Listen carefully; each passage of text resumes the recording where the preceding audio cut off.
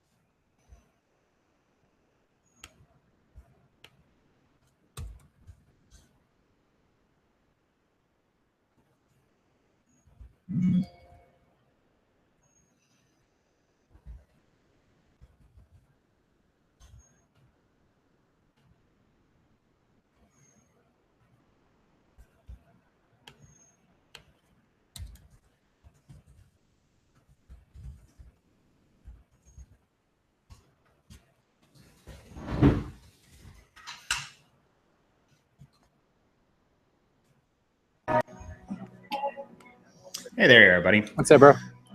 Hey, you know, of course, you're going to be behind the scenes, but if you have your mic muted, what it does is I think it picks up whoever's talking. And then it flips to that screen.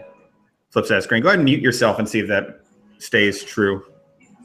Can you mute your mic?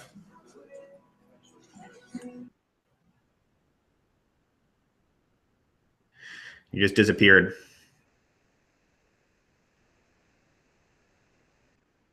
You were gone, sir.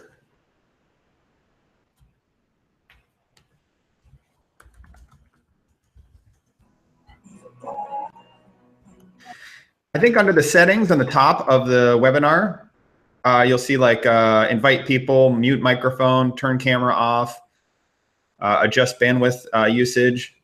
So you see all that?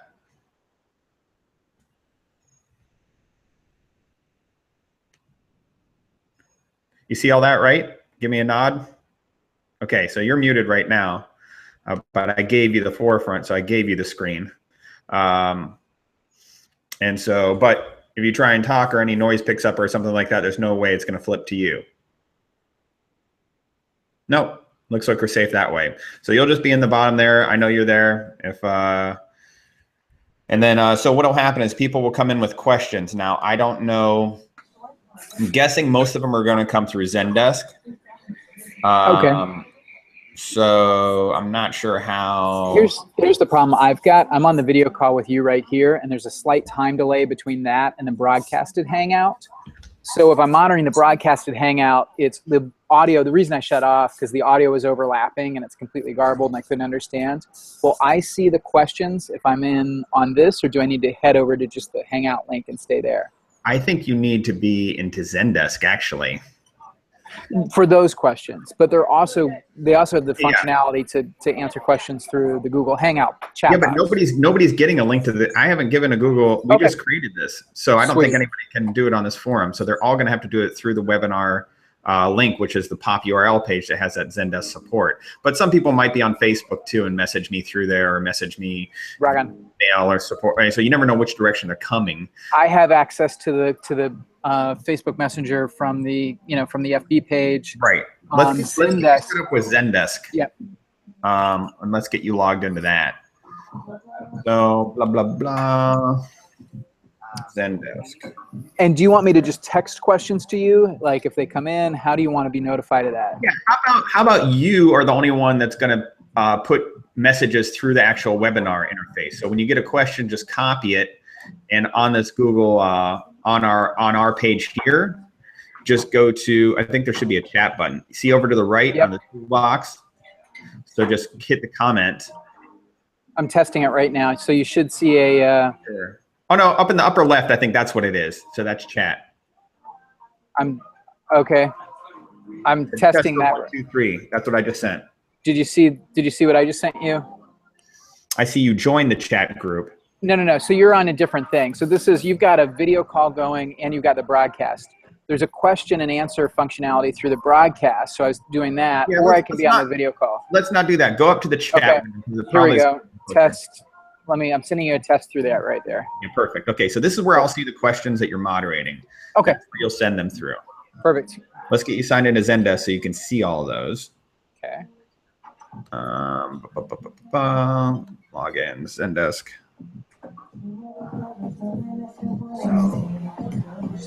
Okay, let me see if I can send this over to you. I think I can.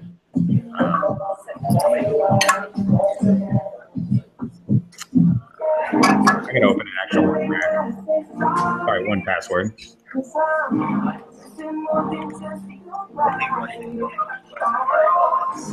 Let me open this up and send this over to you. Come on.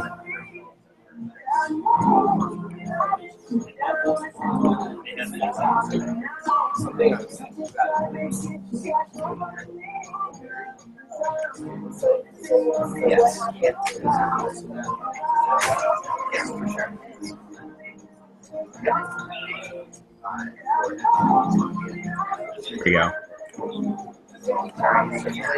Is this coming through the video chat or through a text? No. I'm just gonna do it this way. Okay, so Zendesk login. Copy this. Blah, blah.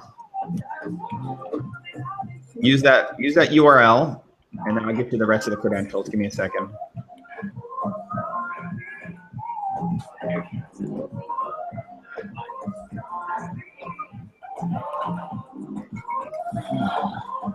And that username, and then put in this password. Got it. And then you should be logged into there. So, oh, I lost your audio there for a second, but.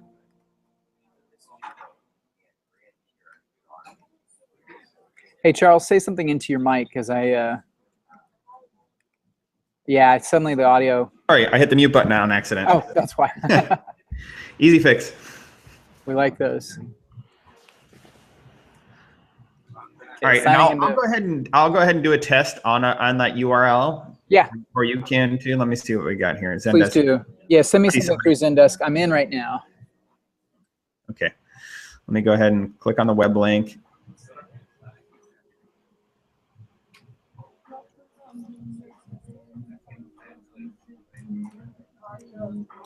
So go down to the bottom. I have to wait for the chat thing to load. It takes a second. There it is. Support questions. Okay, so this guy was seen on a WTN.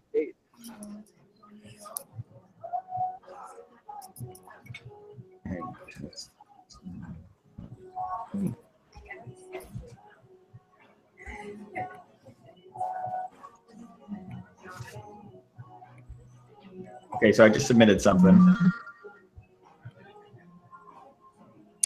I've still got illusionist David Garrity commented. I'm not seeing, nothing's like popping up for me. Hit a refresh. Okay. That's not. Hit a refresh. So I'm gonna have to constantly refresh it. Is that the? Let's see. Let's see. What I don't know. Shouldn't. Yeah, you'd think it would just pop up. Because it's here on this. Peachock assigned you testing 1, 2, 3 less than a minute ago. So that came up, but it did have to be refreshed to get it.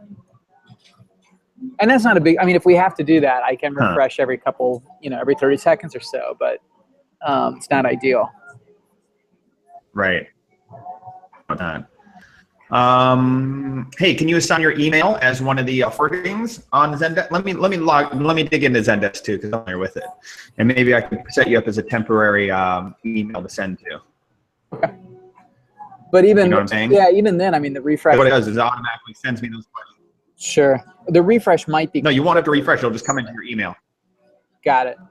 No, it's not. You'd be amazed how fast they come in. Okay. Because it's set up to be real time. Cool.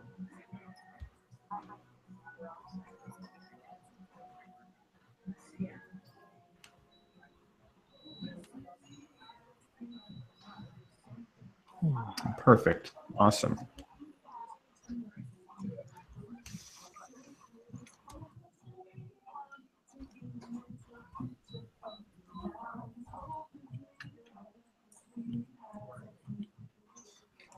Emailing Brent. You have Brent's email? I do not know.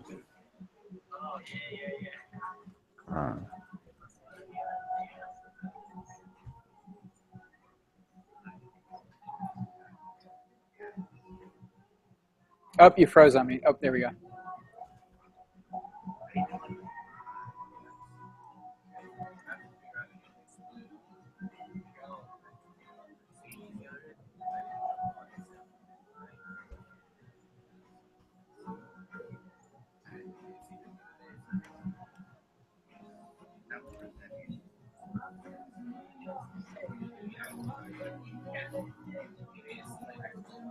Okay, let me hide this email.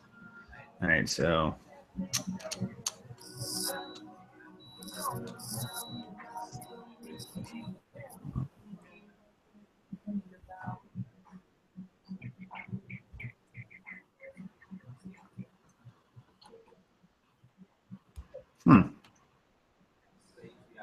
you were able to log right into Zendesk with that link I gave you, right? Yes, I was, and I am in Zendesk. Oh, here we go. Something was wrong with my refresh or whatever. Okay. Stay signed in. Sure, why not? Sign in.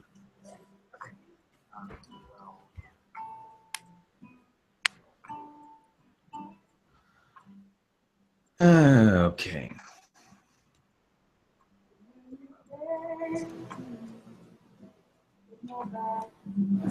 Man, maybe it's because the chat is hogging all the bandwidth. This thing is loading so slowly. Your video is a little slow and choppy. Yeah, I'm not focusing going to be on me, so I'm not too worried. I think Brent has a ridiculous bandwidth over at his office over there. Oh, I'm sure. Yeah, I'm sure. Yeah, he was nice to chat with, man. Really good guy. Talked about a lot about what's going on, and the future's pretty bright, I think.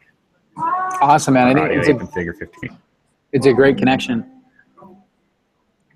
And it makes so much sense because they're at, as good as what Carl and Sean have done. They're playing on a whole different field.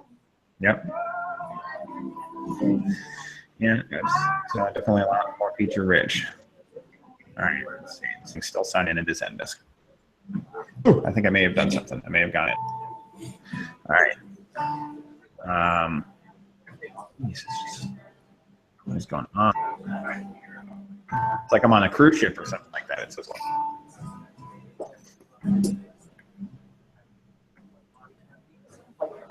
like what? Wow. So FYI, I've been hearing raves about Dave Womack's. He did a video session on what's the Figure 53's Mac program. But let's not talk about our involvement with that, because this will go on YouTube for a temporary period anyway. Let me see if I can get you changed over here. It might be an interesting way to do a leak, actually, but let's just do that another time. Home.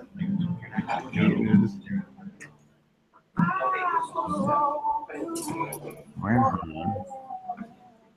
It's probably on my profile.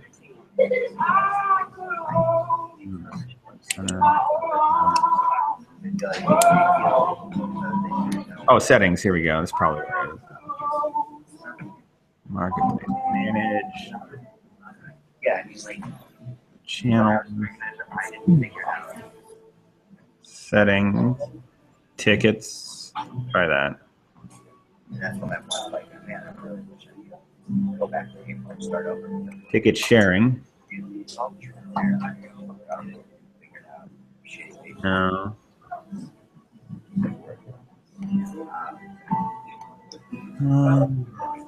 Tagging.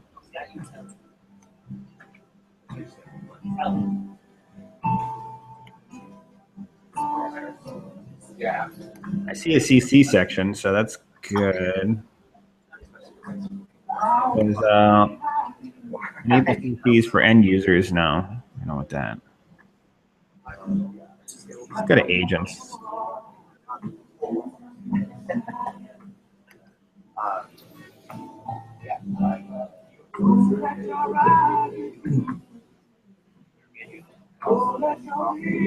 So will I be visible at the bottom right of the screen like that, or not? No, no. Good. I can just wanted to, yeah. So I can do this if I want. Yeah. Yeah. Good. All right. Just being aware. Yep. Absolutely. Doesn't hurt to ask. Security under accounts.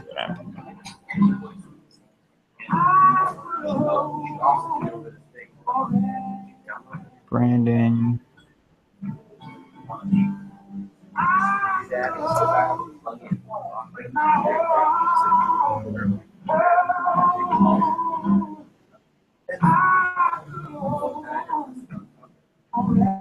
What is it? Is that really an issue?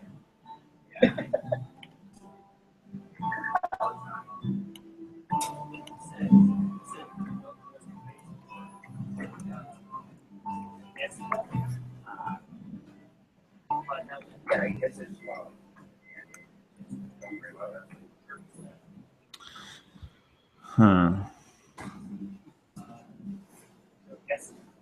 Start the switch on the front. Cannot work this.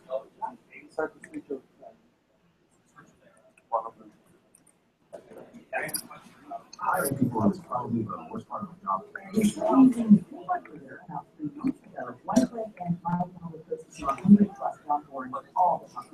All the candidates, when you get that for free, the number of great applicants you have, I don't know how we got it before they put it.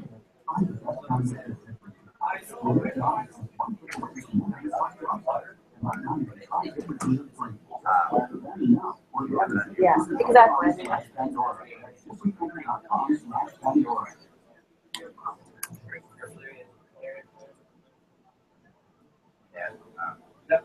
Okay.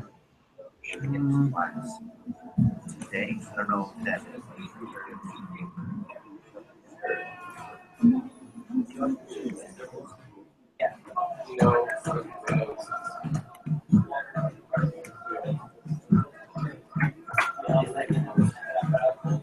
So what we're doing is what's your Gmail address?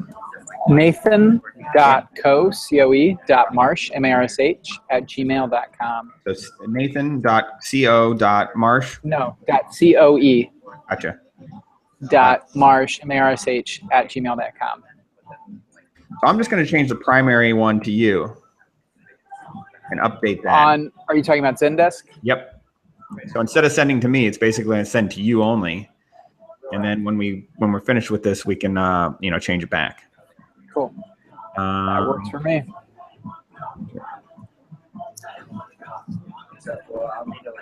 I'll put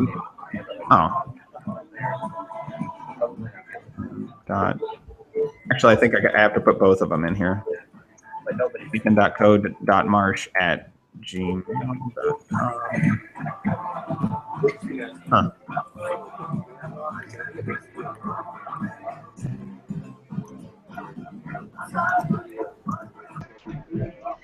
Hello.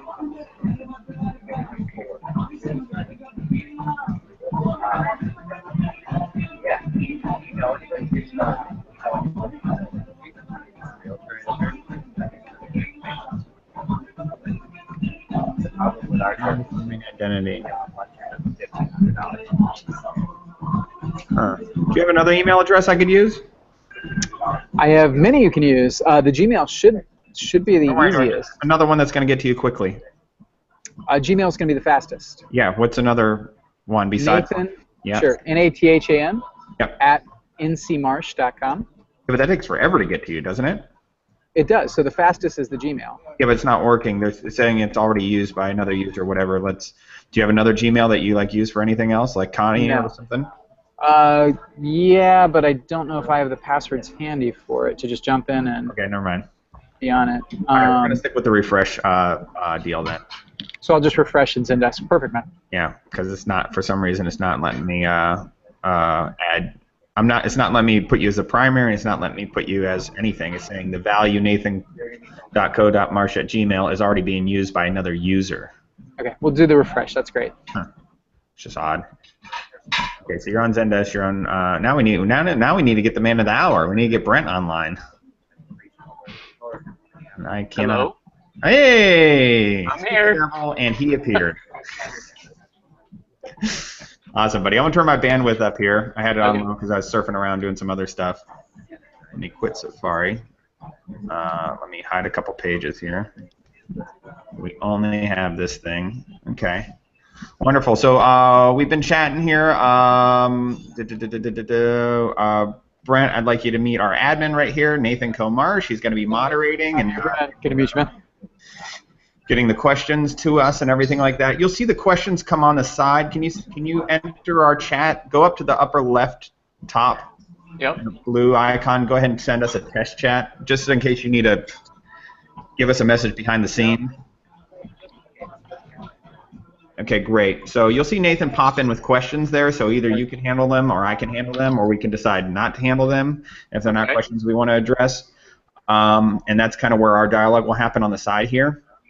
And then I think that's pretty much all we have, and we should have it covered. Nathan's going to mute his mic, so he shouldn't show up on the screen flops. So it'll just be you and I, and then the questions will come up on the side. The questions will be submitted via that pop URL page and a little support tab on the bottom. And I think that's it. I have the links down here, and I can embed them at any time to go live at 2 p.m. So yeah, we should just in a holding pattern right here, I suppose, unless you have any questions. No, I'm good. I never was able to get Twitter to. I don't know what happened. They must like catalog the title when the first time you try to post something, and then it never updated. So I don't know. No worries, no worries. Can you link the Facebook one to Twitter? I suppose. Let me think. Just share it on your Twitter account if those two aren't linked anyway. Yeah, it's like a page to a. Because I think all my Facebook posts automatically to Twitter, because I don't do much on Twitter, so at least it keeps me somewhat active on there. Yeah, I go the other direction. Most of my, You're smarter. You're ahead of the curve. I'm still not on Snapchat, but at Twitter. least.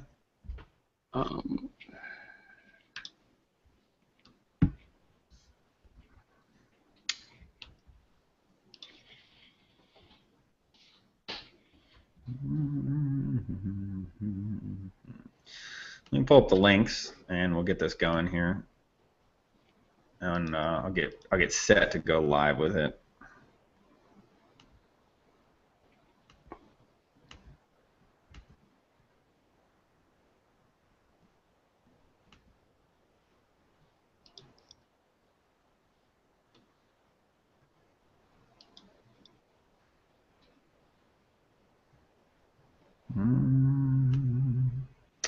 Actually, I can't use that link. I have to go to the editable one. So let me hide this.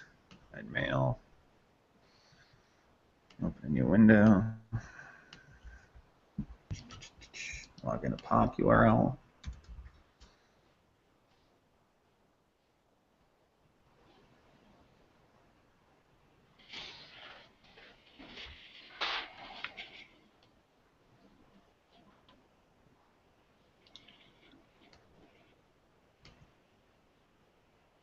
Ooh, already almost 80 views. People have been going and seeing what that link's all about.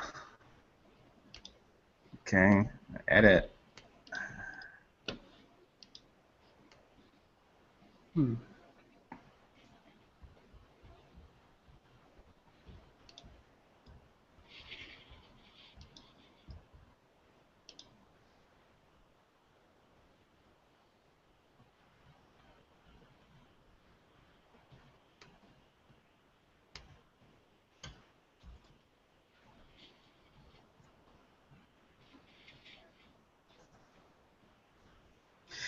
Okay, so it looks like everything's set up. All I have to do is just push publish pages when we're ready to go, and that'll go live.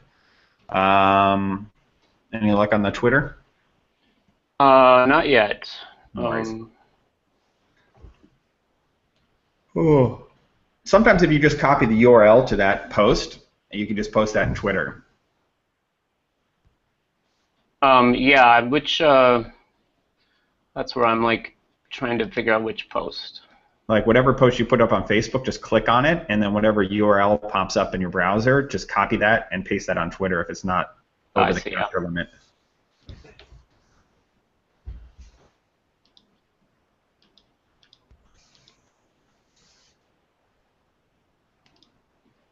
And make sure none of you hit that stop broadcast button, because then it's like a train wreck and it can't really get up and going, and I have to change the URLs, and it's a we've done that before. It's not pretty. And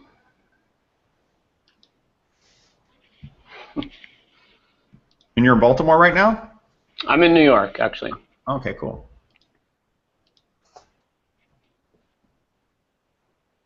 The home office is in Baltimore.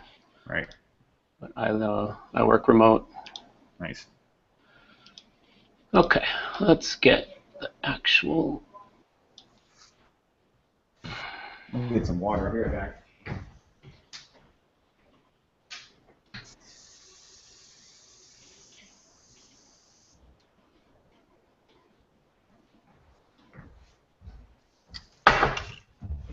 Hey Nathan, see what I got in the mail? I like it. That was my favorite mod from the group. Absolutely. I think it's my favorite mod too. The plastic dip. It's like that's wild. Nice. Have you been on our page, Brent, for remote hacks and mods? I have not. Oh, I got to invite you to that. People are modding our remote, making their own little 3D printed holders with like rocker switches. One guy made a belt buckle that a remote slips into. Nice. So you just keep it on the front of your pants, and he said just spray it with plastic dip, the whole remote, so it's black. Mm-hmm. And then you can easily peel it off too if you don't want it on there, if you want to change your setup. But yeah, nice. The belt buckle, and then you just and it's like he has the video on it, and it's to find the play button, you just run your finger down here, and it's like right at the end of the belt. Oh, that's really clever. I mean, it was awesome. Actually, it holds in there without falling out because of the compartment on the back of the remote has this thing, and it just slips in and locks in place. So, yeah, there's some fun stuff on there. People are doing mag switches. They're setting up their own like cases and have like all their audio gear, like their wireless microphones and everything, just in one spot, and they just open up and they're ready to go. So it's kind of a neat community of people that are power users. So yeah, man, I'll send you an invite. Most of the app developers are on it right now. Cool. Okay, so we're about 2 o'clock here. I might go like 1 minute over just to give people a second. But yeah, that's it's been a fun page, that one. And it's not really associated with Audio 8 because I can't. It's a gray area whether I can encourage like modding a FCC license. Oh, interesting. Yeah. Technology. So I just like, it's separate, and if there's ever a problem, I can just shut her down.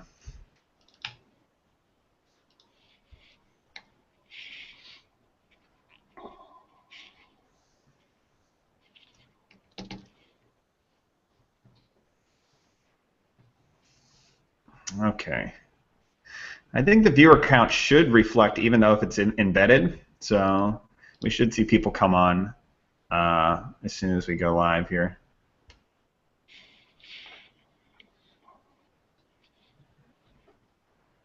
Da-da-da. 2 o'clock. All right, I'm publishing changes, so we're going live right now. Publishing. Published. Should be live. Hey everybody, if you guys are just joining us here for the Go Button webinar, I have been looking forward to this for a very long time. I love this app. It's super powerful. It can be a little bit more complex just because there's more options. Programs, I compare it to like iMovie and Final Cut. Use iMovie, it's simple to use, and it does the job you need, but once you start outgrowing it, you want to do some more advanced stuff, you move up to the next level. And it can be a little bit more daunting at first, but I just think it's very intuitive, the way they have all these features packed in and the way the app runs and it flows it's a great piece of software and the most powerful one. So if you're looking to get to the next level, this is your guy. Brent works at a company called Figure 53, which has basically been the industry standard for QLab, which runs almost all major Broadway shows, a lot of rock concerts, all kinds of things. I see it when I work on Disney cruise ships. They run all their production shows using QLab. And this software company, Figure 53, this is their audio-only version for iOS. It's called Go Button. It's been in... when was your first release, Brent? Well, the first release was actually around 2012. I joined Figure 53 just a little under 2 years ago. And so it was actually developed independently, and we've been together about 2 years now. The program itself is over maybe just about 4 years old. Right. Yeah, so it's audio only, but it does just about anything you could ever want to do with audio, and it has some definitely a lot of features that no other app has. So we're excited. So I'm probably going to turn it over to Brent here, and we're going to go ahead and he's probably going to. You can say whatever you want, and then you can do a mirror of the iPad and just start walking them through some of the basic stuff of it, and we'll get off the ground and start running. All yours, Brent. Great, thanks, Charles, and thanks for everything you're doing with AudioApe. It's really exciting for such a robust remote control to be on the market, and we're really excited. It's compatible with Go Button right out of the gate. So Go Button is mobile cue sound cue playback for iOS. It's a complete playback system, fully self-contained. You don't need anything extra. Your audio out comes straight out of your device. You can run the audio cues for your whole show from your iPad, your iPhone, your iPod Touch. One of the things that makes it really unique is it can play. You can play your sequence of cues as well as your ad-libbed, hits and sequences or little one-off things like that. Go Button is able to play more than one audio file at the same time. Then what you do is you design your show so that every playback action is saved in the cue itself. So you can save your volume, if you want it to auto stop or auto follow, fade ins, fade outs, looping, ducking, all those things are saved in the cue so that at showtime the only thing you're really worried about is when to hit go. The whole show in Go Button can be run from start to finish just by pressing one button. Also as the center button on AudioApe Remote, Go triggers every action that you need.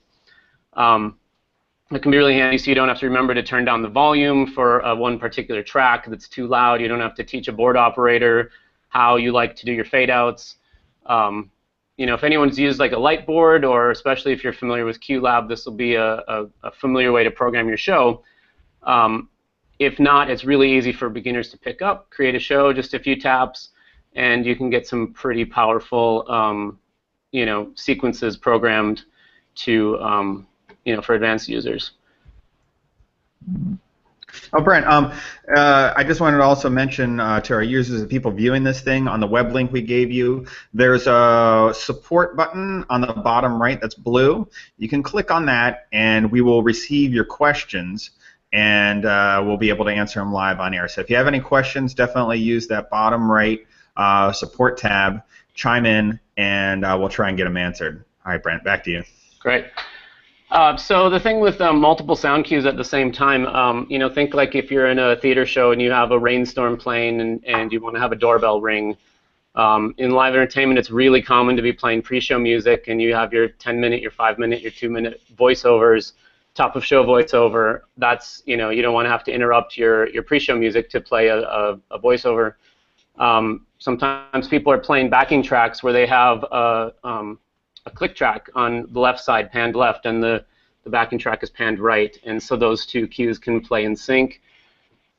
Being able to trigger your whole show with just the Go button is really important.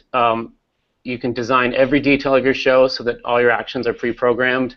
All you have to worry about at showtime is when to press that one single button. You're not having to like fumble and wonder if your remote is upside down, press the wrong button. It's just all very foolproof, very planned out ahead of time.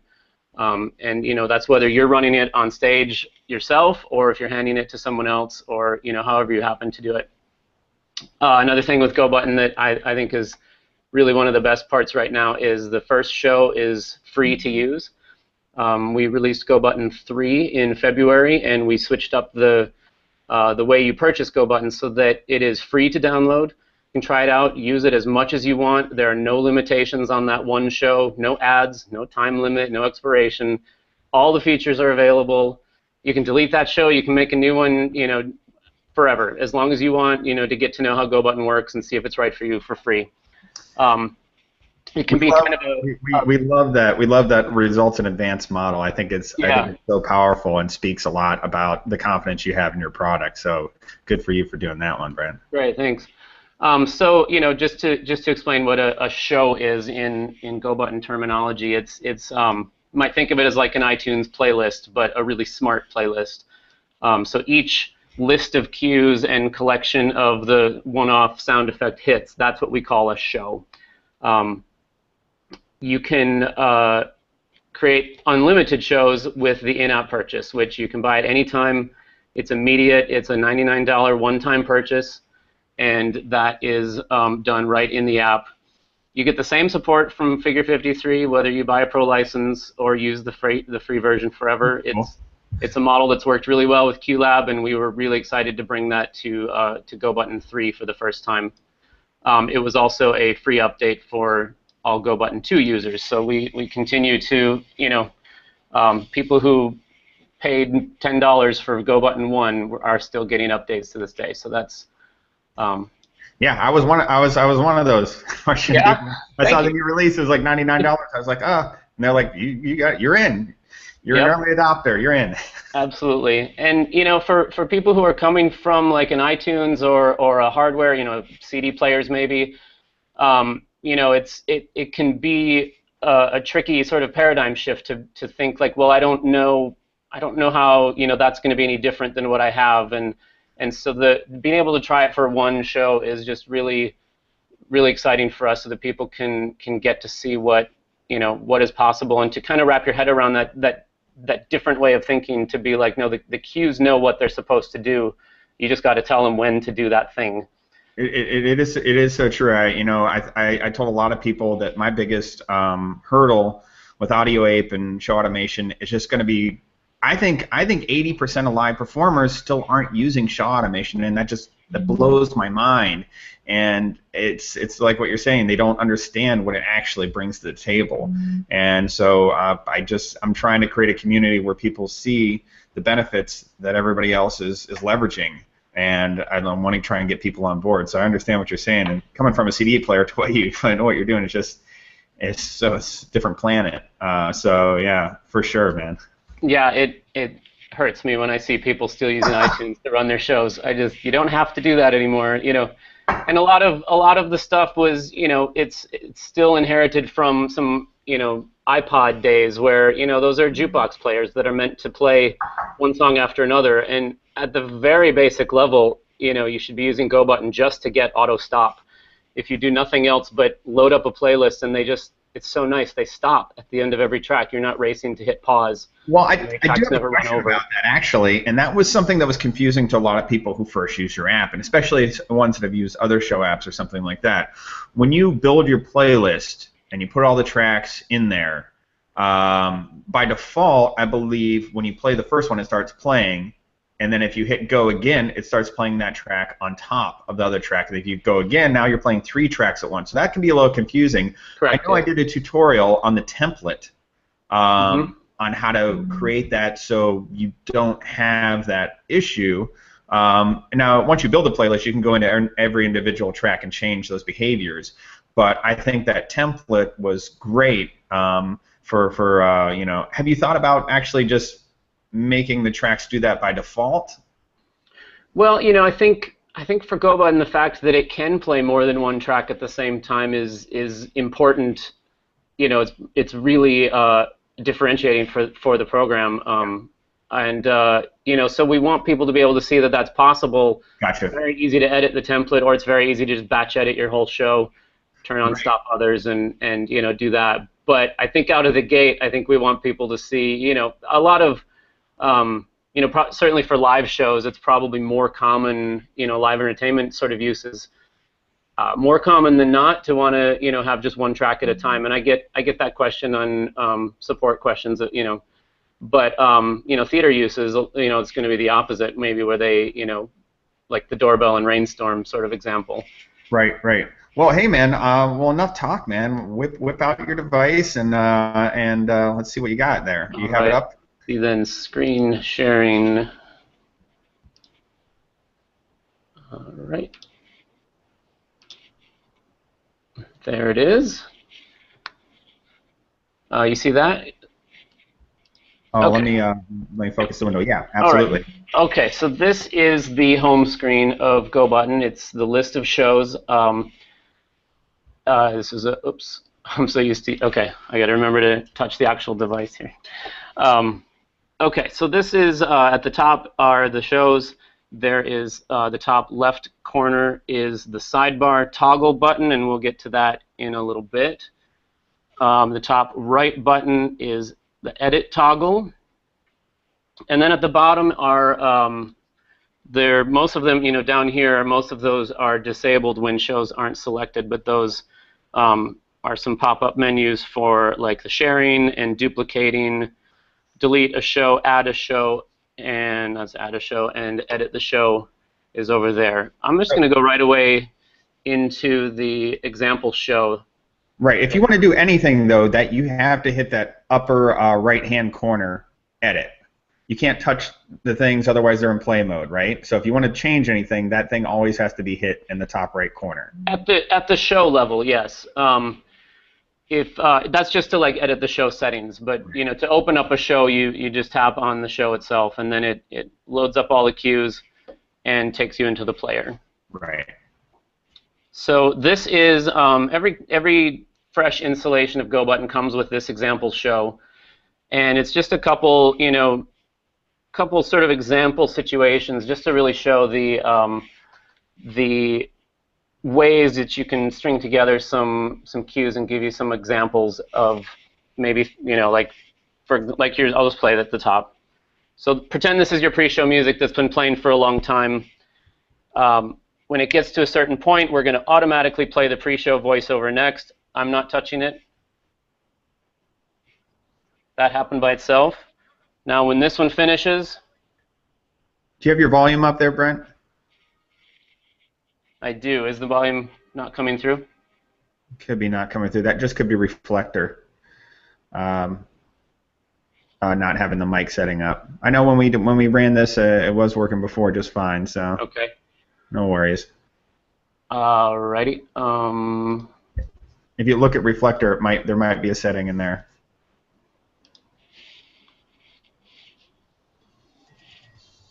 Well, you have a couple questions over here. Let me see. What do we got in the meantime? Wow, a lot of them are coming in. He said, first, I want to thank Brett for his support over the past couple days, wondering if there's any way that you can jump to the first track of a playlist from anywhere within the playlist. That is not possible, no. Okay.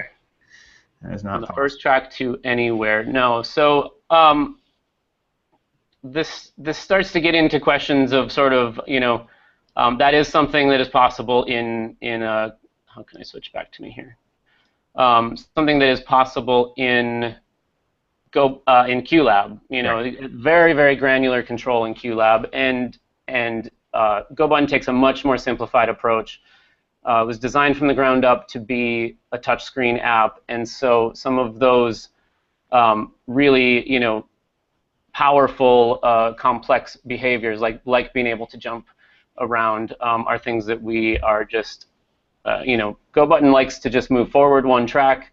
There are some things like stop others, which you know, are sort of a global stop all that don't require you to have to maintain those cue targets between a stop cue or a go-to cue and things like that. So, right. Sort of a design decision on purpose to keep the barrier to, you know, entry a little bit lower. I will say you can't jump anywhere in a playlist, but if you want to jump to a specific track, I've used the trick of using it as a sound effect or one hit.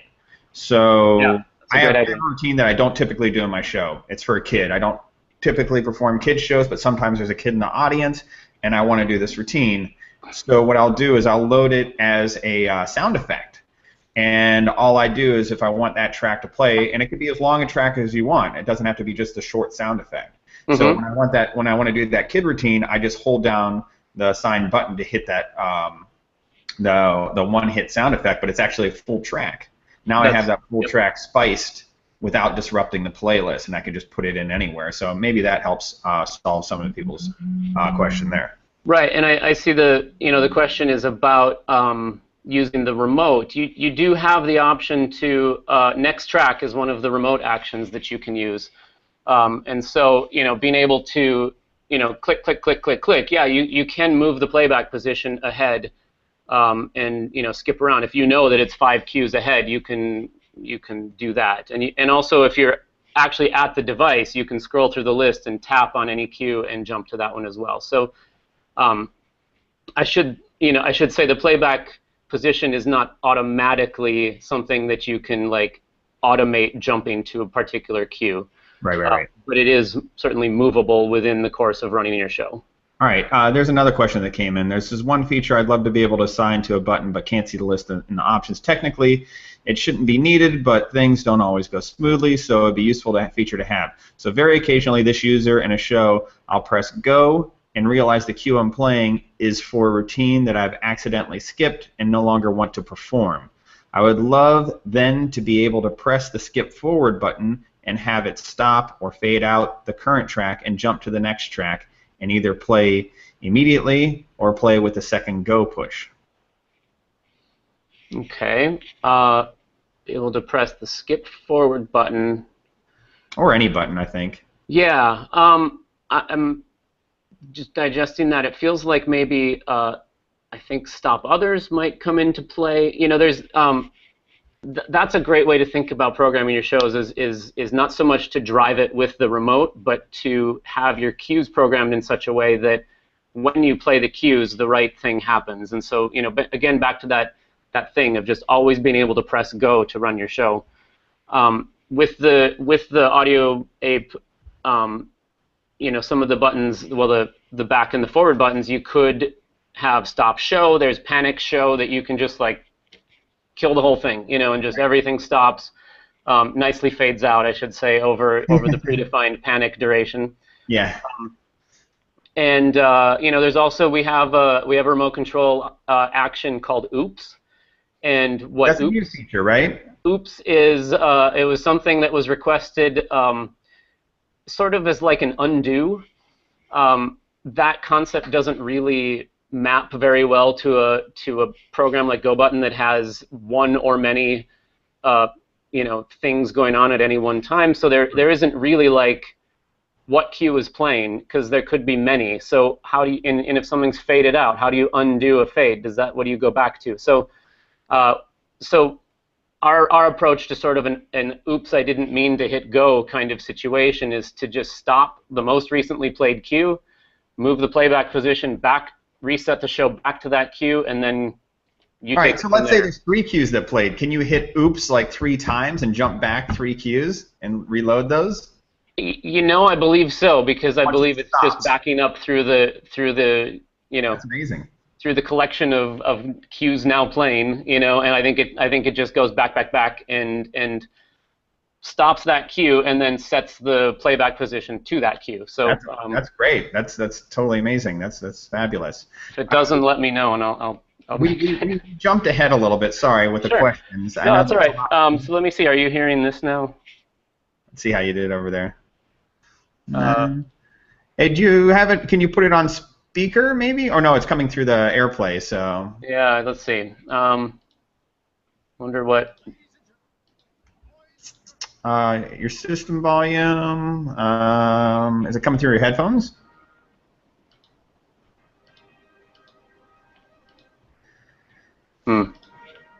Oh. Thought I heard something. Perhaps not. No worries. Why don't you go ahead and mirror it up and walk through some of the template or any other features. Gosh, there's so much to cover on this app. I'm not bring it through half of it, but we definitely want to take a look. Okay. Yeah, I don't know which settings here to get the. The audio up with Reflector. It's a secondary piece of software you're not used to. I know. Sorry. Is that taking it? Let's see. Oops. All right. Well, so this is the cue list here. These are what at the bottom. These are what we call hits, and these are just one-off. You can play them over and over and over again. To trigger hits, you can press and hold, and release will fade it out, a little micro fade, or you can just tap it, and then a long press will instantly stop if you wanted to stop it earlier. Let's see. The go button is in the by default it's in the upper right corner. That maps to the center button by default on Audio Ape in the default settings of Go button, remote control mappings. Next to that is the pause button. When the show is running, the pause button's lit up. You can tap that, and that's pausing your whole show. The cues that are running start glowing yellow. The elapsed show timer starts glowing yellow. You can tap to resume. You can also long press on pause, panics the show, and also you can double tap to panic the show. Okay. This is the iPad layout. If you're looking at this on iPhone, the hits down here are actually in a panel that you can flip over. They're directly behind the cue list. You do have the master volume on iPhone. You do not have this region of the extra information with notes. But otherwise, shows are completely compatible between iPhone and iPad as long as you're running the same version of Go button on both of them. All features are available on both. You can toggle the master fader. That is the internal master volume that is independent from the device volume. I know the Audio Ape has some volume up, volume down buttons, but in addition, you can also trigger the Go button master dim, which takes down the master volume by a preset amount. By default, it's 20 dBs. That's a nice smooth fade. You can use that to do a live voiceover. You can, or just like temporarily duck out and duck back in the actual live feed of Go button. Let's see. We have so at the bottom center is this target little icon, and when you tap that, you get into the mode that resizes the different layout regions. So you can drag the top one to make the Go button a lot taller. I missed the Go button once when I was running a show, and that I immediately made it bigger and then made it possible to be even bigger. You can drag the proportion here of how much notes are allowed, and you can also make the hits region taller. And if there were more hits in this show, that would actually be a grid that would fill up. You can also have multiple pages of hits. So when you get down to the bottom, if there were more than 4 in this one, you'd be able to swipe left, right on the hits panel. You can double tap anywhere to just reset those to the default. And also here in landscape, the whole interface adjusts to landscape just the same. Right, and some people actually choose this as their exactly. I've seen this recently, yeah, quite a bit. Because then you get the notes in there too. You get the notes. The font size, scales within reason to fill up kind of the usable space. Yep. And the various elements of the cue list kind of disappear as you collapse it, and you're left with just like the elapsed show time and stuff. Let's show them the real deal. Let's show them what it looks like for long view. All right, so we call this the full screen mode. It's on iPad. Up here in the upper left corner in this area is the elapsed show timer. There's a little icon to the bottom left, but you can actually tap anywhere on that to open the full screen mode. Now I don't have any cues selected, so let me go back out and select the first one, and now you'll see that. Boom. This is a new improvement in Go button 3.06, which has been out for a week. Changed up the layout just a little bit here for the on deck queue, and it gave us the ability to make the queue title considerably larger. It takes up the whole width. We moved that number badge out of the way, shrunk some of the white space around the timers and so on. So you can use the remote to trigger this. You can actually also tap right on the screen and start it playing. Right. And now, when there's another queue playing, it'll still have it'll always keep the, if you have two queues, it'll show those, but it'll always have like there it is right there. The queue that's playing will always be always be visible, which is kind of neat. So what it does is this center queue is always the queue that's going to be fired by the go button. It's the on deck queue. So if you have whatever the next action is going to be for your go, this is going to be the one that's front and center with the largest title. When your show's running, it will show up to 3 additional running queues underneath. But the idea is once you play a queue, that's kind of it for, you really don't need to think about it again, is the idea. So you've hit go, you just want to know what your next action is, and hopefully you've designed your show in such a way that the show takes care of itself. So, once you start the pre-show music, then Q2 is telling us, oh, I'm counting down to an auto-follow. Q1 is playing. If I need to see that for some reason, I can see the progress, but I'm actually watching Q2's auto-follow. Yep. And now we're on to Q3, which is going to play next. Yep. Totally makes sense. Actually, now that we see that pre-show on there, the question just came in, and it says, can you have a pre-show playlist run and then jump out of that at any time to the actual show? Right, yeah. You could do that with, if you sort of, I think what they're asking is probably, can I have a 10-queue playlist or something that is sort of... Like when House opens, you want an hour-long track so everybody can sit down and it's not an empty, quiet room. Yeah, and so what happens then if I'm in, so... Oops. Would you have to physically touch your device and switch shows? Would that be the way to do it, or can you do it without touching your device? The way I actually suggested it to people, and I'm actually going to release a tutorial on this, is to just actually use an audio playing program like iTunes that crossfades everything. Mm-hmm. And then you basically do a screen audio recording while that's going, and then just export that as into your iTunes. Or you can do the old style of headphones out, microphone in while it's playing, and it has all the crossfading and everything like that. And so it's just one long hour-long track with all the crossfades built in. And then anytime you want to exit out of that, it's just the fade out, and then it smoothly goes into your show. And that's actually what I do. And so I'm going to release a little tutorial on that, but he's probably asking if there's a little bit more, if there's a... Right, is there sort of an automatic way for it to jump from? So right now, like, there's not an automatic way. Say you're at Q7 and you want to be able to press a button and have it jump to Q11. Okay. What you can do is tap on Q11 and hit go. And if you have stop others enabled on Q11, then everything will, you can have a nice fade out time on your top of show. So, with a little, there is a way to design a show where you could do that with a little manual interaction. Okay, yeah, but you will have to physically touch your device. Yeah, if you're not at the end of your.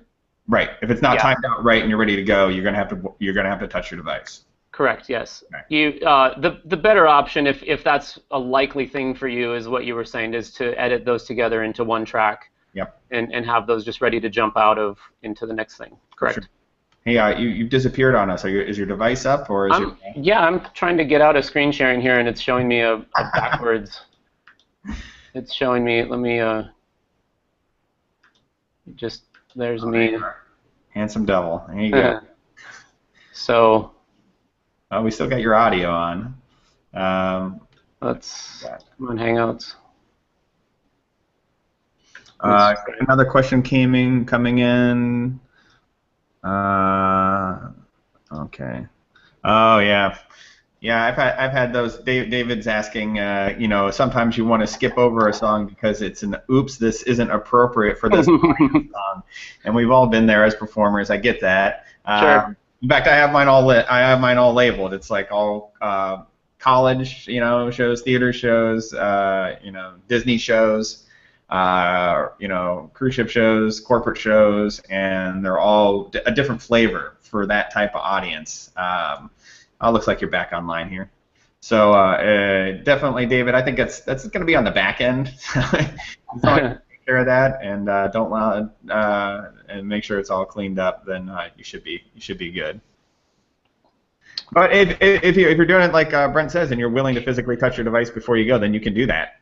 So if you're in the house and you're talking to somebody, you realize, oh, that song shouldn't be playing, you just hit next, and it'll fade it out, and go to the next one. Right, and a next cue from or a next track. Select next track action from your remote would do the same thing if you happen to know that you're 3 cues from the end or something of your playlist. For sure. Okay. I can't seem to get out of my screen sharing, so I'm just going to stay in my screen sharing. Yeah. All right. Let's see. Where were we at? So we looked at the master. So we looked at the full screen mode. Let's look at the sidebar a little bit. And when you're in edit mode in a show, that same upper left corner sidebar button is available. This is really going to be the heart of where GoButton and AudioApe interact. Let me look at the preferences first. These are app preferences. This is different from things that are show preferences. So these are the things that are sort of like, this is how I like to have my copy of GoButton set up.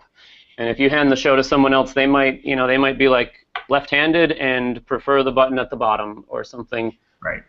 That is, because it's a touch device, some people like it up and out of the way. Other people like it close to them so they can lay their arm on the table. Right.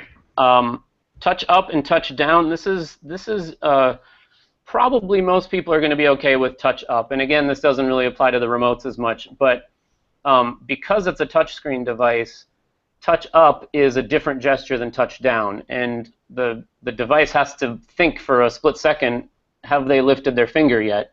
I see. So touch down is by definition going to be extremely faster in the scheme of device time. In reality, we're talking like maybe half a second, depending on the load that's on your iPad at the moment. Right. If you're in a really precise musical sort of environment, you absolutely have to hit like the start of a music track with a band, for example. You're going to want touch down to be the trigger mode. Got it. That affects the go button only. Everything else, I believe, is touch up for the most, unless they have long press behaviors, which takes us to the second player button. By default, the pause button is the one that's visible. If you long press on pause, it panics the show, which is the same as hitting the stop button. Okay. If you prefer, you can switch that so that you always have the stop button available. And in reverse, long press on stop does a pause. So you actually always have both actions available in the same button.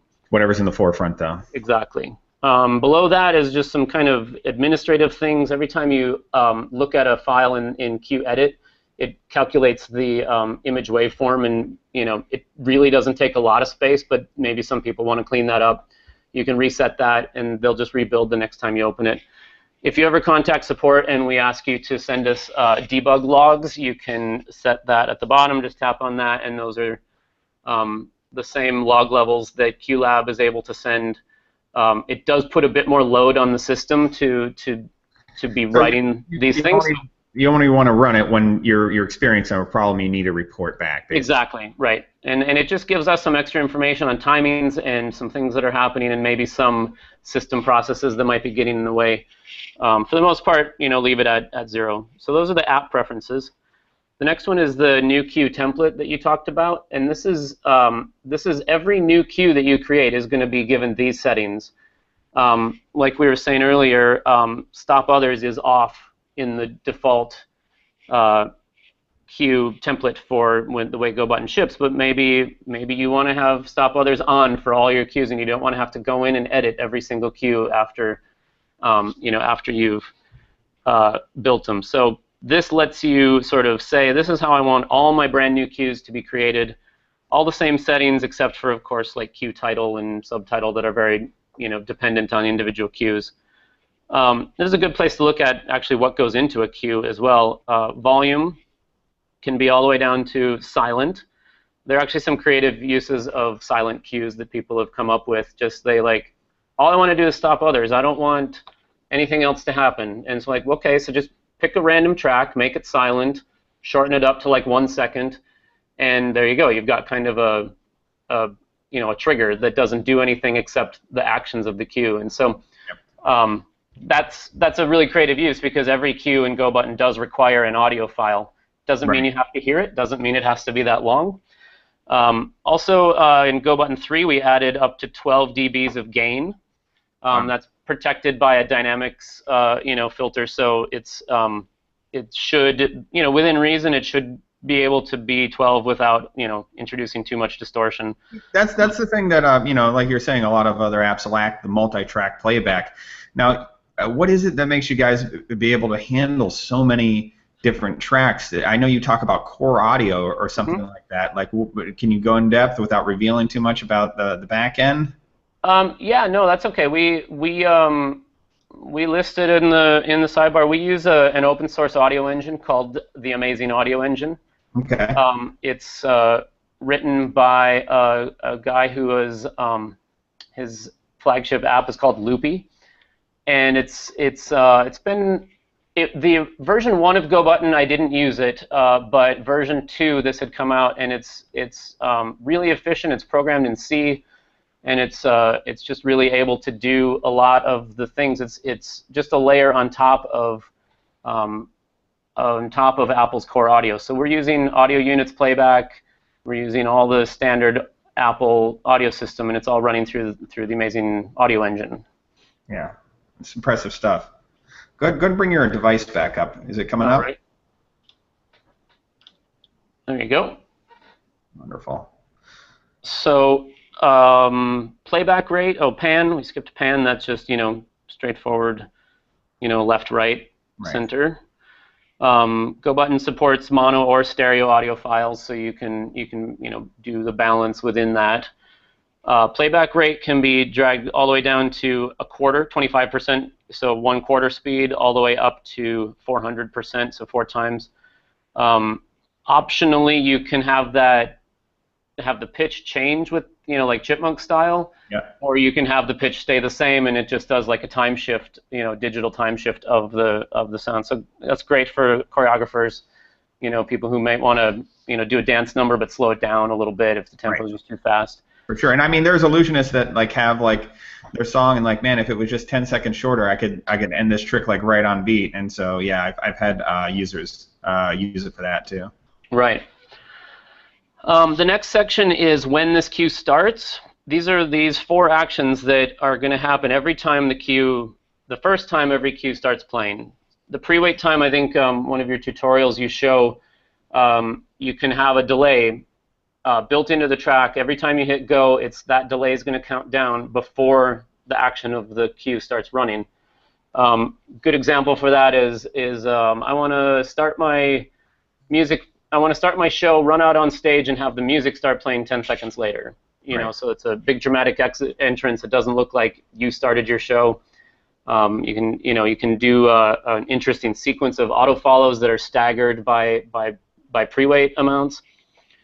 A lot of our users use that to get like their props in hands or to hit their mark on stage. So that way they have, especially using the remote, you have to push the button, but then you can have that 10 seconds padded in to get the prop in your hand or get to your mark or get to where you need to be on stage. Yeah, it's great. Stop others is our approach to being able to act on other cues, but without that extra overhead of having to keep track of linking one cue to another. It's just sort of a catch-all. When this cue starts, I want everything else that's playing to stop. You can choose to just stop only cues, meaning only the things that are playing in the cue list, in which case your hits would keep playing. Or you can stop your whole show with cues and hits, and stop everything else outside of this. You can optionally set a fade-out time so that you gently fade out the other things that are playing rather than just a hard stop. Duck others is a way for you to tell other tracks to lower their volume when this track starts playing. So if you turn on duck others for cues only, when this one starts playing, you'll get all the other tracks will lower their volume by half. In the example show, we use that for the voiceover, ladies and gentlemen voiceover. It comes on and it tells the pre-show music, duck down, I'm playing. And then as soon as that track ends, up comes everything else, and it's a nice smooth fade between all of those. Same option for cues only or cues and hits.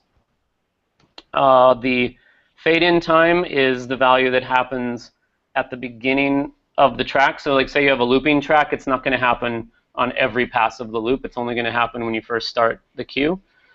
The section at the bottom, these six presets are really just some of the most common behaviors that you would ever want to have that we've found. So auto stop, the opposite of iTunes, right? And just simply means that if the cue plays, it gets to the end, it stops, and the next one's ready to play.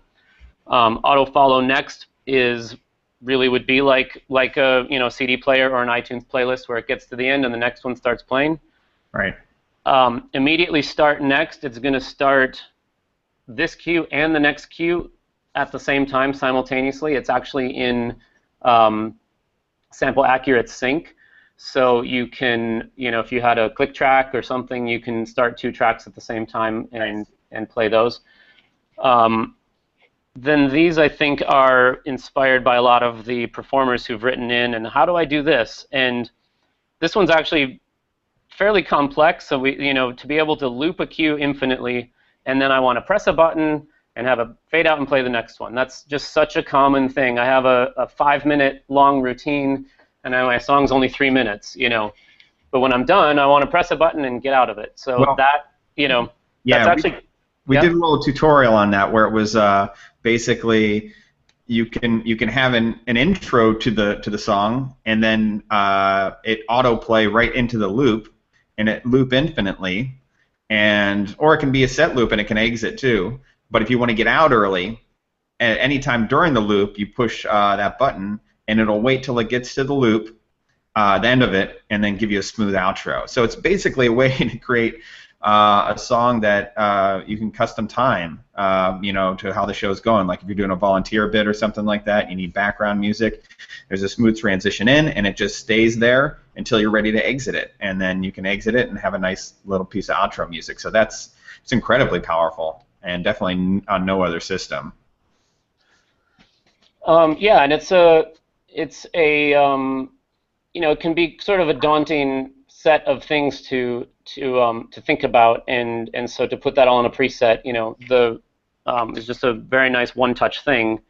The next one is sort of related to that, but without the looping and just fade out and stop. And then the last one is fade out and follow next. Now, I do have a question for you, Yep. and I have had a lot of users come to me with this too. How do you exactly do a crossfade? Okay. The first place to start would actually be, go ahead and start with this fade out and follow next. Okay. When you break it down, a crossfade is a fade out on one track, a fade out on another on the next track, or sorry, a fade in on the following track, and then the two overlap by whatever amount you want. So it does involve setting the settings on two tracks, but it really just means fade out this one, tell autofollow how much you want them to overlap, and then set whatever fade in you want on the one that you're following. You do that under the customization? Right. So underneath the presets, there's this customize button. You can actually see when you press a preset, the values are changing down there. The go actions, the fade out time there. If you edit any of these things, you can just go ahead. I actually want a 10-second fade out. The preset, the border turns gray just to show that it's been edited. Huh. And if you tap it again, it'll just reset it back to the default values. But you can customize these as much as you want. This is a good way to go into the go actions. Now this is confusing for a lot of people, but once you get your head around it, it's so simple, and probably the easiest way to build this software. So but it is tricky. But go ahead and try and give the users a little explanation. Sure. So the first go, the rule in Go button is the first go always starts the queue playing. If there's nothing else for that queue to do, you want the playback position to move forward to the next queue so that you're ready for Q2, Q3. The show always wants to move forward. When you have a situation where, easy example is the one you mentioned. I want to press a button to fade out and go on to the next one. So then you need to start interjecting yourself into the regular show flow. We do that with Go actions. They're simplified combinations of things that you'd want to do. And it's all because of that sort of saying, I want to press a button and have this happen. So the one that you were talking about, fade out and go next. With the fade out and go next, it's as soon as you start your queue playing, the next thing the Go button is going to want to do is give you that opportunity then to hit Go again, fade out and go next when you press Go. So it sort of is a list of optional things that you can add to each queue so that you can trigger those additional actions once it starts playing. Yeah, I liken it to basically you're just adding cues to the one track. So you're not moving off of the track. You're doing other actions to this one song. Just think of it like you're staying on the one queue, but you want to do more. Because so many people are like, well, you can only fast forward or you can pause and that's it. But no, with the Go button, you can actually, while the track is playing, you can make it do a multitude of things, like the options up there. A good example is the fade to % Go action, and that one actually can be added multiple times. Let's say you have a queue playing and you want to fade it down so that you can do a live voiceover from the stage. So instead of you having to reach for a button that maybe does a fade, or you don't have to go and click your volume down, you want it to fade to whatever volume works for that track. So you predefine it. I want to fade to 20% of my volume over 3 seconds. And so now that's going to be a default action when you play that cue. I'm going to hit Go to start the cue. The next thing it's going to offer when I hit Go is to do that fade down to 20%. Right. And keep adding those fade back up to 100%. And then once we exhaust this whole list, then the selected cue moves on to the next one. So these are just like extra little, it's literally actions that you trigger by hitting Go. Now what if you try and drag an action that doesn't make sense or work with the flow, what happens then? Right. So I'm gonna get back into an actual queue here. Sure. That was on the templates. That was. Yeah, we were just in the template since we're not hearing audio anyway, I guess. So. Yeah. But I'll show you right here. So here's the Go actions at the bottom of the queue. Let's do fade to 20, and then. This one's reusable, it turns out. You can fade back up to 100. Then why don't we say, okay, once I do that, I want to fade out and stop the queue on demand. That's the other thing to remember. The queue will stop.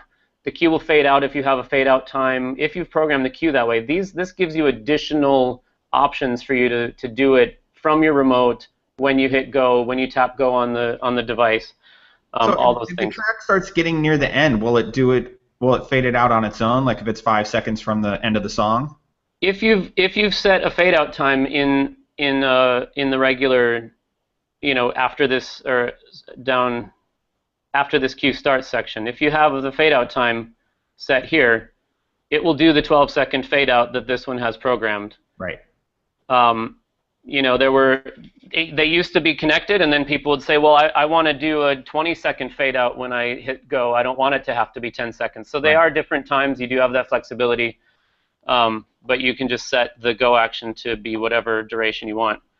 So you were asking, what if you get a combination in here that doesn't make sense? Well, so this one, it'll just tell you, that one that you just added, you don't need it because the one before it will already stop the queue. So it'll just hang out there. It'll never be triggered because when you go through the sequence of Go actions, the first one will be the 20% fade, The next one will be the 100% fade, and the last one will be.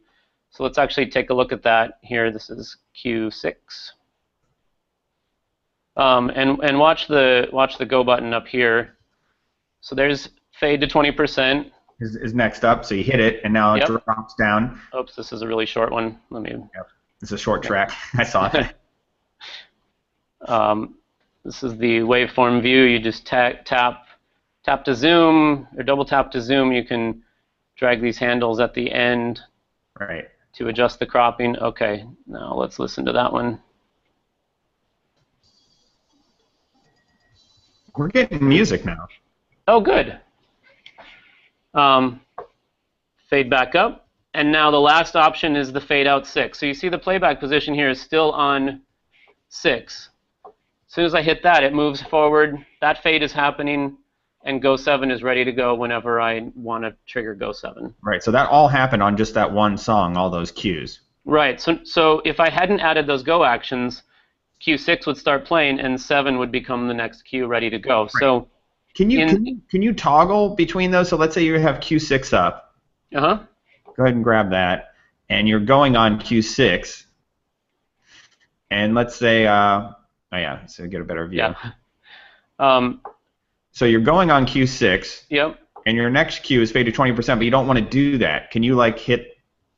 I see what you mean. Yeah, it is not possible to skip through those. They just play, or you can choose to not do them.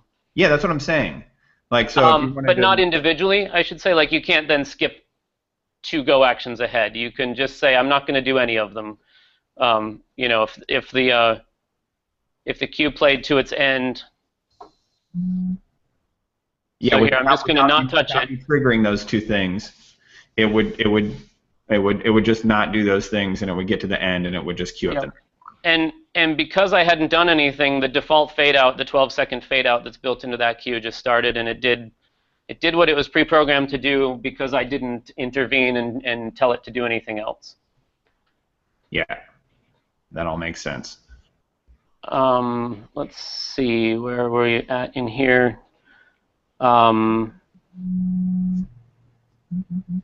Covered that stuff. Auto follow is also something. This is what determines whether the track stops at the end or whether it continues and tells the next track to start, or the next cue to start playing. Right. By default, they happen right at the end. So the at the end of the track is precisely when the next cue starts playing again. This post-wait time determines an offset relative to the end of the track. So this gets into where you're asking about crossfades. Right. If you want a 5-second crossfade, you would put -5, and now your next track is going to start 5 seconds early. And let me just, oh, did I not turn that on?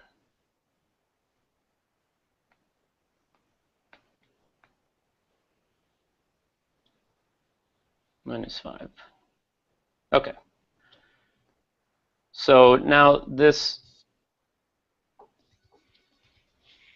so now you can see the auto follow arrow is a little bit inset, and the next one is. It's getting ready to go. It's actually going to start in 1 second. And so as that one fades down, that one starts up. Right, and on top of it, Q7 has stop others enabled, so you can get some really advanced interactions of sequences going, and you know, really get a lot of control over your show, so that you know that like when 7 gets going, I know I'm good because I've stopped everything, and I know I can, you know, whatever happens until then, I know that's gonna. What about the your Dropbox, like sharing shows and things like that? Sure. Let's go back out to the home screen then. The plus button at the bottom pops up a list. This is where you create new shows. Now, when you first do that and you open it up, Dropbox isn't there. So you have to hit more, correct? That's possible. Yeah, it's been so long for me. You know, it probably starts in this mode. Yep, that's it. Yeah. So iCloud Drive will most always show up if you have an iCloud account enabled. That's just Apple.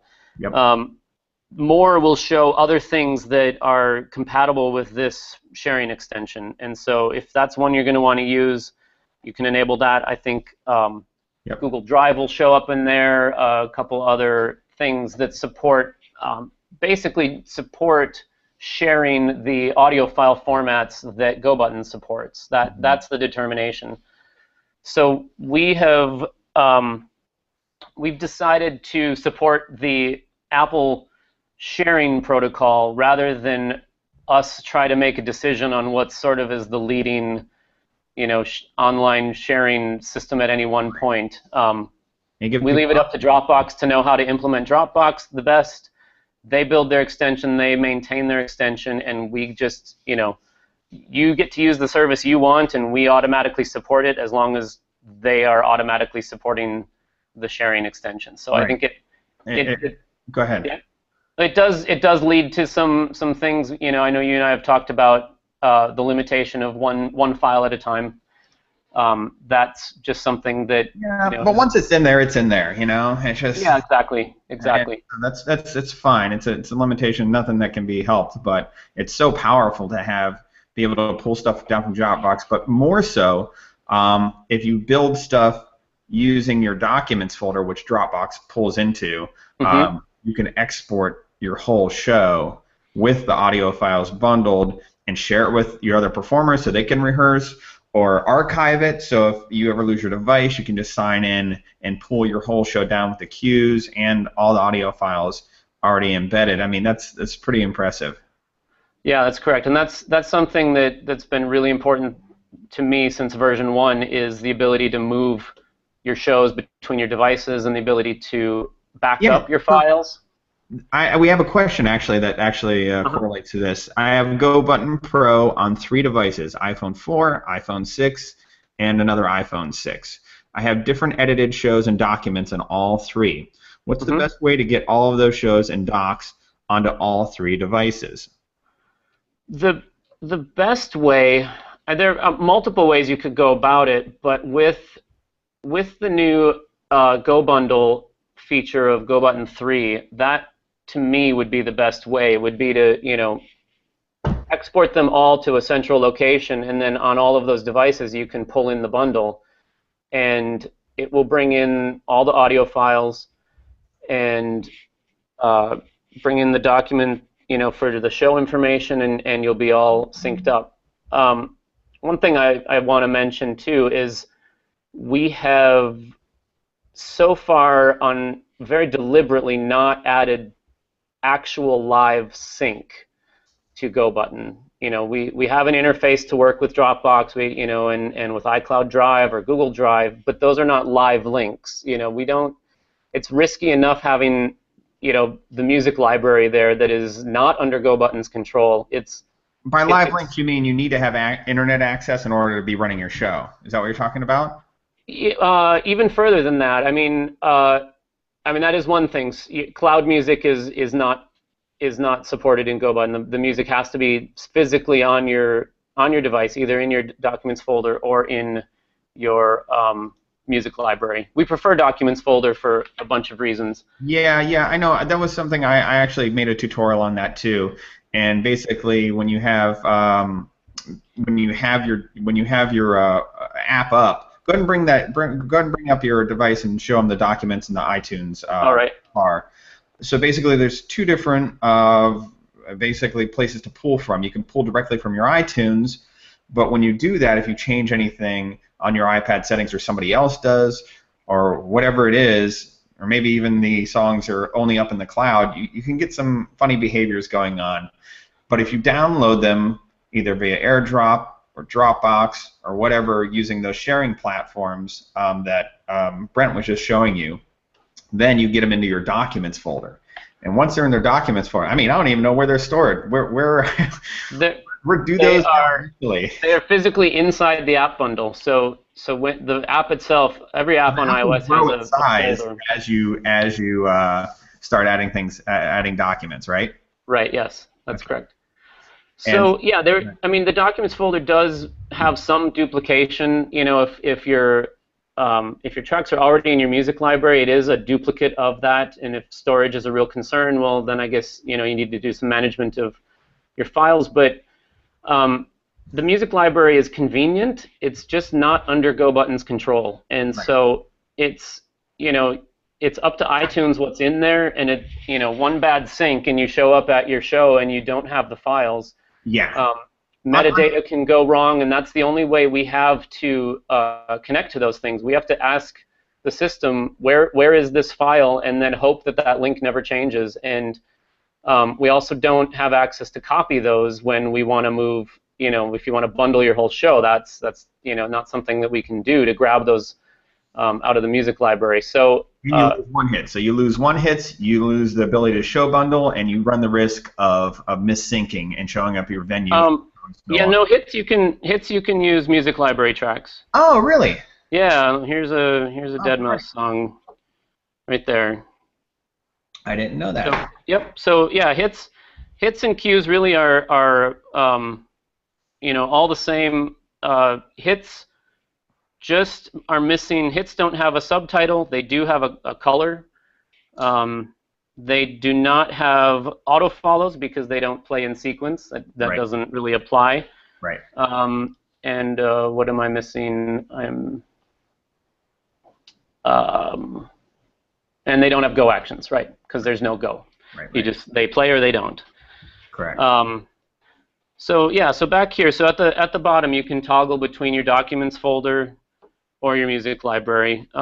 I do understand the convenience of the music library. You can go into a playlist that you've built, in your iTunes. It can be more convenient to use iTunes sometimes to build a playlist, and you go in and you tap this and you tap add all songs, and you got bam, 7 songs you've got 70 cues built for your, according to your new cue template.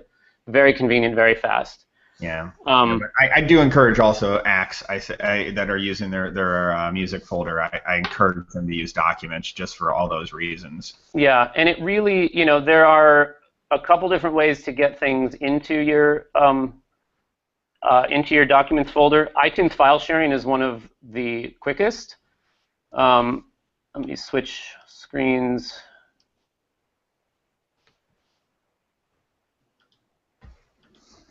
So this is if you have, I have my other iPod here attached. Mm-hmm. In the sidebar of iTunes now, you have the summary and the apps panel.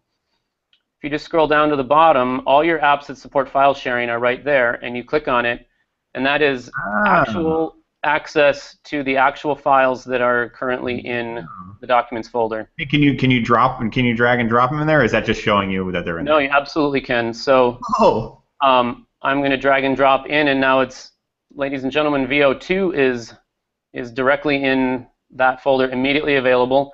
You also can drag and drop your .go button shows out of. Oh, you got to be kidding! That's great. Every show automatically saves a .go button file that's always available. They're sort of read-only, like you can't edit those, and then that's also how you import a show. You can drop them straight into there. You can drop hundreds of files at once into the iTunes file sharing, and it's so easy.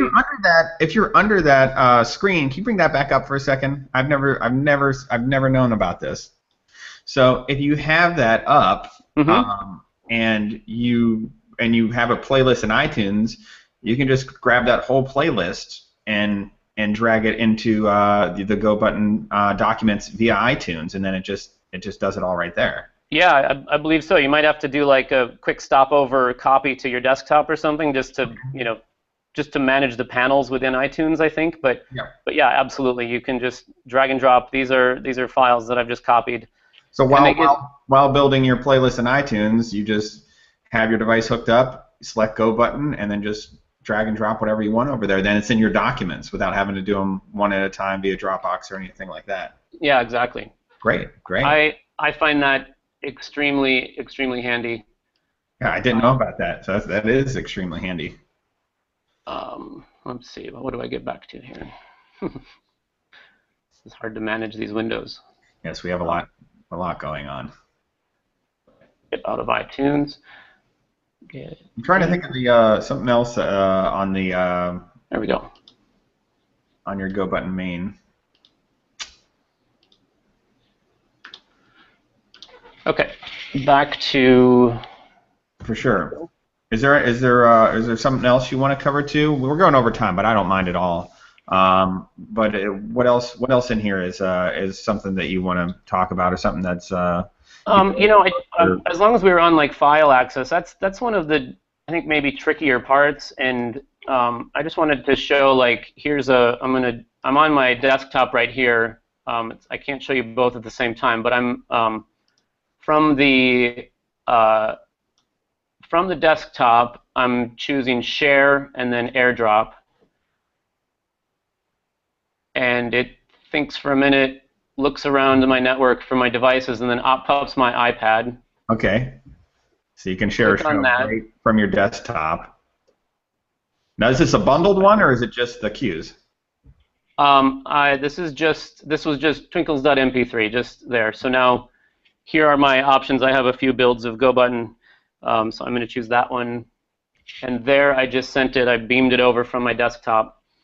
If I go in here to this, I now have, well, I have 2 copies of it, I guess. Twinkles one and. Is your iPad up right now? Yes, it is. Okay. I don't think we're seeing it on our end. All right. There we go. Okay. I'll do that. Oh, okay. I'll do that again. So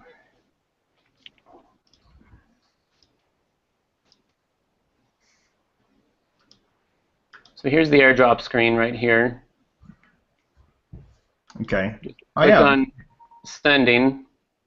So you're sending it from your iPad right now over to your desktop? I'm going the other direction. I'm going from the desktop to the iPad, and then airdrop says, where do you want it to go? And I choose Go button.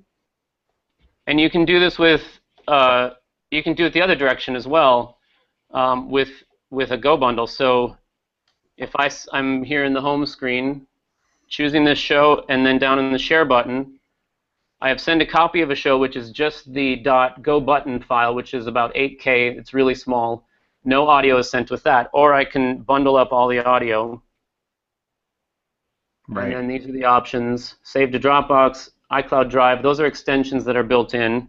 Right. It's going to think for a little bit. Let me close. And this is the way, like, one of our users was asking about sharing it on all their devices. It sounds like this is the way to go. So basically, whatever show is missing on one device, you just grab that show, and then you bundle the audio, which means it's all the cues and the audio files together, and you either give it to your desktop or you put it up in Dropbox, and then when you sign them with your other devices, you pull those shows down. Is that the easiest That's right. way, probably? There's That's no definitely audio. the easiest way. Yeah. And if you happen to know that all the audio files are already on all your devices, you don't need to send the Go bundle. Right. Because it's actually going to avoid duplicating files. It's not going to, if it runs into a duplicate, it's going to actually make a copy of it and rename it so that it doesn't overwrite files. It's conservative on the import to make sure that you don't, like, ruin your other shows by importing another one. So you might end up with a lot of duplicate files that way, but all your shows are guaranteed to have just the audio files that they used to have. AirDrop can be a little tricky sometimes, but this would normally show up and say, you know, it would show I can also, you know, email it too, I guess. That's another option. So this is just composing an email. Could send that to myself. I could send that to someone else. And that .go button file attached would have all the audio in it. So you're saying that if you send a bundled show and Go button already sees that track, it won't duplicate it? That's correct. That's great. Save some storage. Wait, say that again. So if it won't replace it. That's what I thought. Okay. Oh, okay. So it won't replace it. So it will duplicate it. Right, because it's just going by file name. It's just not enough, you know, to say, like, you know, symbol.wave. Well, I don't know if that's symbol, you know. Yeah, no. It's the safe way to do it. the way you guys are doing it. So it would become like symbol 1.wave, and the new show that you import would take on that title. Right, right. That sounds good. What about duplicating a show or something like that? So you're in playlists right now, right? Yep. There you go. There it is. So if you wanted to just like, oh, I don't want to change this show forever, but this show I need to add or take out blah, blah, blah. So you just duplicate it, and then you can go in and just edit it. Yeah. Well, we should get to the important part, too. I know you show this in one of your tutorials, but the configure remote control portion. Yes. So I've got the audio ape hooked up, and I'm pressing the center button, and what go button will do is it'll glow the command that is being received at that moment. Because some remotes are not very straightforward in what they send, and sometimes they send different commands on the same button press, which thankfully Audio Ape does not. Very reliable. So it's a way to sort of learn what your remote is doing and catch any of those like weird behaviors. So every time I press this, it's a great visual feedback that you guys offer there. And then you tap on that, and here's the whole list of options that you can assign to that button, including disable it. You know, I don't want to by accident use the wrong button. You could turn it off. You know, Go is the best one for toggle play pause because that's just very standard on most remotes. That's their main button. Right. In addition, you have a click on forward is next track, click and hold is begin seeking forward, and actually releasing is a third, technically a third command end seeking forward. Right. So some people like that because they want to have an exact fire of like let's say they're one hit. So I tell them to assign end seeking forward to hit your one hit. So then you just have your hand in place, and as soon as you let go, the thing fires. That's really great. I could imagine a drum roll cymbal crash combination or something too, you know, play hit 1, play hit 2 kind of thing. You also have access to. Yeah, go ahead. By default, I think our users anyway. I mean, the great thing is you can customize it and everything like that. I think typically we do go in the center, of course, like you recommended, and then for the fast forward, where's that at? Are we back to the beginning? Back down. Yeah. So next track, and then we keep that on the default, and then previous track. Mm-hmm. We keep that on default too, so people can move up and down the playlist. So just like normal. And then I usually like to do begin seeking backward. I like to do that as undo or oops. Oh, oops. Yeah. Sure. And so you assign that to oops, and then that way, if you hold it down, whatever you did before, it'll reload it and get back to the top of that queue. That's great. And then the forward, you can use begin seeking forward either as pause, or you can use it as a one-hit sound effect. And that's. Do you like pause resume show? Yeah, exactly. Yeah. Because it has a dual functionality. So if you hold it down, it pauses it, and then if you hold it down again, it'll resume the show. Am I correct in assuming that? That's correct. It's identical to the yellow pause button. It's exactly that. Right. So if you're playing and you hold the remote. There, I've just paused it. Right. And if you hold it again. Do it again, and it resumes. Perfect. So it's just like a pause built in. So that way you can just pause the show at any time and then resume it. Does pause automatically give a slow fade when it goes out and when it comes in? Where do you sign that at? Pause is immediate. Okay. The panic is the one that in show settings. So here, this is also new in 3.06. The show settings are now available inside the show, which is a lot more handy to get at. Previously, you had to exit your show and go into edit mode from the show's screen and select it, and I think it just wasn't terribly discoverable, so we decided to take a little bit of room on the nav bar here. And so these are the show settings that travel with the show when you export it. The title, of course. This minimum seconds between each go is, you could think of that as double go protection.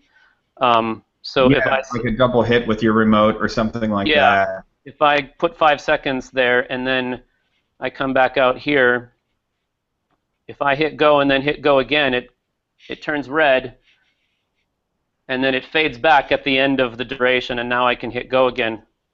Got But it. if I try it, I can't. You can't accidentally hit it twice within 5 seconds. Exactly, and you could make that a minute if you wanted to be like, you can make it 10 minutes if you wanted to really lock yourself out. But and that applies to all goes. So whether you're doing it from a remote, from the on-screen button, Got it. OSC commands, any sort of thing. So that's a really useful thing for performers. If you're, I've had drummers tell me, the music stand that I have my iPad on is shaking, and I sometimes hit it twice. So what can I do? So that's what that's really designed for. For sure. Queues in GoButton automatically number themselves. So if you change the order back here, if I want top of show, I can drag the handle and move it to the top. Now you see top of show is 1, and automatically handles all the renumbering without you having to do a lot of that. Sometimes theater shows, something where you're dealing with a script where you have to have the queue numbers not change. Things like that, you can turn off automatically number queues. And now if I move top of show back, now you see it goes 2, 3, 1. Gotcha. You can then select whichever ones you want, hit the action button, and you have this option to renumber those queues. Huh. Tap on that, and you ask for the starting number. In addition to the increment number, you can say, I want it to be 0.5. Yeah. And now I have 1, 1.5, and 2. That's amazing. And that doesn't change, when you reorder them now. Until you change the settings again to tell it. Right. If I go back into this and then I try to save out of this, it says, are you sure? Because I'm going to do it right now, and you're going to lose all your numbers. And sure enough, there they go, 1, 2, 3, 4. That's awesome. But that's really useful for theater, where your director says, oh, hey, after that doorbell, I need a bird chirping or something. Can you insert that? And you don't want to make your stage manager mad and Yeah, have to renumber all the queues. Renumber something 1.5 instead of changing the 2. Exactly. Yeah. And like most things in GoButton, the default is sort of set for beginner sort of usage and the most common use case and most straightforward, and then just a little below the surface are these sort of advanced things that people can step into as they have the need or as they learn how to use it. And so that we went back to the pause setting or the fade setting when you either panic or pause. Mm-hmm. Is that the panic duration? Is that what I'm looking at? Panic duration, right. So let me just change that to 2 to make that a little bit more. And while we're here, I'll turn the dim down a little bit lower and show you both of those. So actually, I'm going to switch this back to the stop button. Mm-hmm. All right. So now when I hit stop, you see a 2-second fade out happen instead of it being a hard stop. If you do want a hard stop, something like disasters happening, double tap is hard stop. Right. The dim button, like we were showing before, that now is a -44. And that's now the dim, I don't know if it was fully explained. So there's 2 independent volumes. There's the dim volume, which is the master volume within the app, and then there's the iOS volume on top of it, and both are kind of independent. So this is, I think you can see that. Yeah, I'm turning down the device volume, and that's what the plus and minus buttons do on Audio Ape. Yeah. This master volume is the internal route before it hits the device volume. This is a fully independent master volume. So if you had that all the way up and your iOS volume all the way down, you still wouldn't hear anything. Correct. Yes. And vice versa, if you had that all the way down and your iOS volume all the way up, you still wouldn't hear anything. Right. You can just tap at the bottom to mute and just have to balance them accordingly.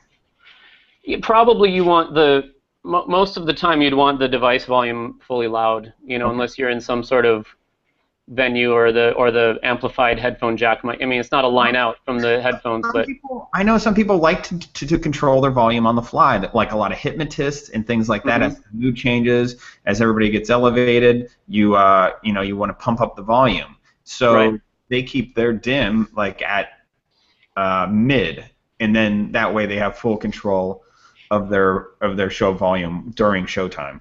Right. So the dim button lets you just apply a difference to wherever the master happens to be. So if dim is engaged, I switched the show settings of this one to just duck it down like by -40. You could say, well, you could actually make it totally silent, or you could say I just want the dim to affect it by maybe -10. Right. And then if your volume's at 10, now dim makes it to be -20. It just toggles between those two states. Right, for sure. Was there anything else we were missing, or you want to go over? Last thing maybe would be just to point out that our user manual is all online. It's figure53.com/gobutton is the homepage, and then gobutton.tips is also another quick way to get to that. Goes into a lot of depth about a lot of these features. If you need to reach us, please reach out and tell us what's going on. We pride ourselves on our response time for support. You guys are, and so many people remark on that you guys are real passionate about what you do, and you care about the performers, and you get right back. And you even make changes on your app sometimes according if it makes sense for users. That's how you get probably half your ideas. A lot of the feature requests or the features are implemented directly from requests. Absolutely. Yeah.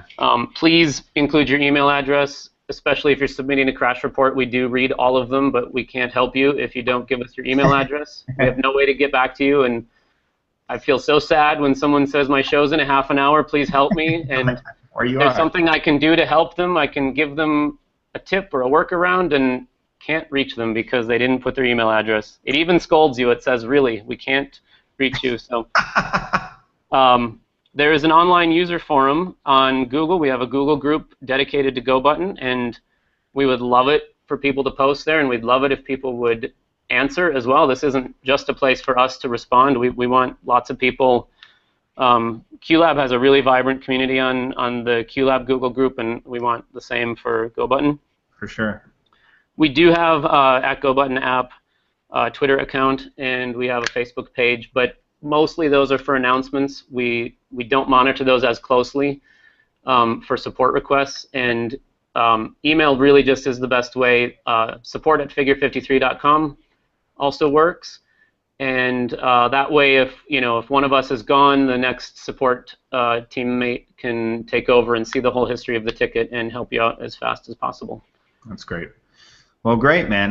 Brent, I can't thank you enough for your time and your expertise and all the passion that you poured into this app. It's really a stunning piece of software, and you guys should be real proud of what you're doing over there and continue to. It sounds like you guys have no plans to go anywhere and just going to constantly refine this thing.